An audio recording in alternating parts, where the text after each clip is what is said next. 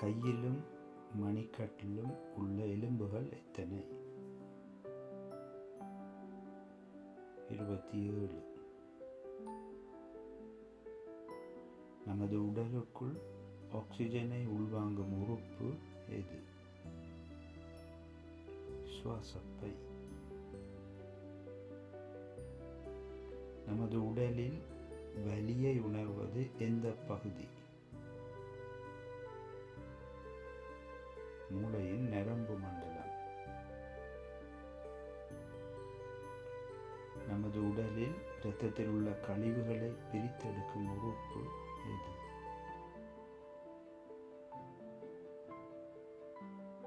சிறுநீரகம், ஈரல்.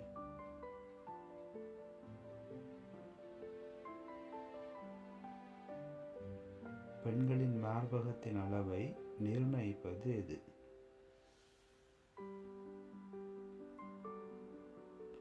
அவர்களுடைய மார்பகத்தின் திசுக்களில் இருக்கக்கூடிய கொழுப்பு, அவர்களுக்கு சுரக்கும் ஹார்மோன்களின் அளவு மற்றும் மரபியல் வழியான காரணங்கள்.